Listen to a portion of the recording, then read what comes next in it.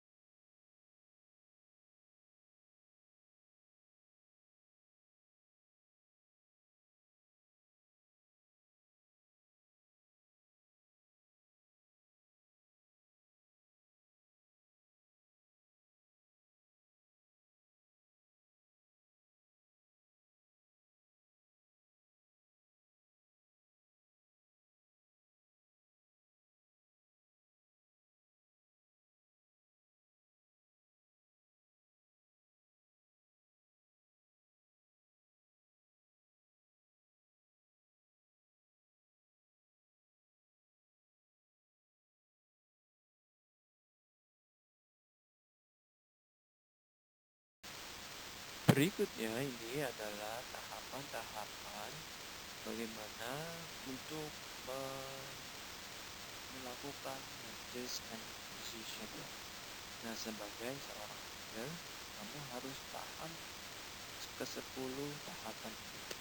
Nah, 10 tahapan ini biasanya berlaku di Amerika dan Inggris, tapi tidak menutup kemungkinan ke-10 ini sudah diadopsi atau diadaptasi ke dalam aturan-aturan mergers and acquisition di Indonesia. Apalagi saat ini banyak perusahaan-perusahaan yang go-public atau multinational company. Nah, untuk itu kamu juga harus mempelajari hal ini. Yang pertama, prosedur untuk melakukan mergers and acquisition sebagaimana si Matt sama Esther ini. Matt membutuhkan pendapat dari Esther terkait mergers and acquisition. Yang pertama, mengidentifikasi perusahaan yang ditargetkan untuk di-merger. Apakah perusahaan lain atau hidup atau bagaimana. Selanjutnya, mengerti apa saja yang akan diambil alih. Setelah itu, menyiapkan perusahaan yang akan diambil alih untuk siap bergabung. Kemudian, antara perusahaan yang merger atau perusahaan yang akuisisi dengan perusahaan yang diakuisisi harus saling bertukar informasi terkait tentang keadaan di dalam perusahaan yang akuisisi. Apakah kondisinya sehat atau tidak? Setelah mendapatkan kesepakaman, sebaiknya kedua belah pihak melakukan tanda tangan MOU. Biasanya MOU ini dilakukan oleh pimpinan kedua perusahaan. Selanjutnya, saling membagikan informasi sehingga perusahaan yang baru bisa dengan perusahaan yang kemudian tidak lupa juga untuk meneliti tentang hukum-hukum yang berlaku secara umum yang berlaku di suatu negara. Apakah ada kesalahan atau potensi pelanggaran hukum terkait K3, tapi itu kesehatan kerja, gitu ya. Kemudian apakah melanggar hukum tentang lingkungan dan jika sudah mengikuti bahwa di merger atau proses mergernya tidak aturan apapun, maka beranjak ke perhitungan dan proses negosiasi apa saja yang akan merger. Selanjutnya, meminta persetujuan kepada para perusahaan tentang mengadakan apakah merger disetujui oleh disetujui maka nomor dan kemudian ke-10 prosedur itu yang harus diperhatikan baik oleh klien maupun oleh shareholder. Oke, demikianlah tadi pemaparan terkait tentang mergers and acquisition dan bagaimana peranmu sebagai lawyer bisa menentukan sebuah mergers and acquisition itu berhasil atau tidak. Dalam hal ini bukan menjadi negosiator, tapi menjadi penunjuk jalan bagi klien kalian untuk melakukan mergers and acquisition yang sesuai dengan prosedur yang ada. Nah, prosedur yang saya paparkan tadi itu biasa prosedur yang ada di Inggris ataupun di Amerika. Nah, mungkin untuk mergers and acquisition di Indonesia memiliki aturannya sendiri, tapi biasanya tidak melenceng jauh dari standar umum yang berlaku secara internasional. Karena kita tahu sekarang banyak perusahaan yang sudah go internasional. Jadi kamu pun sebagai seorang lawyer di mana nantinya menangani banyak perusahaan, bisa jadi perusahaan yang sudah go internasional atau perusahaan multinasional, mungkin terkait hal ini bisa menjadi rujukan untuk belajar kalian. Terima kasih.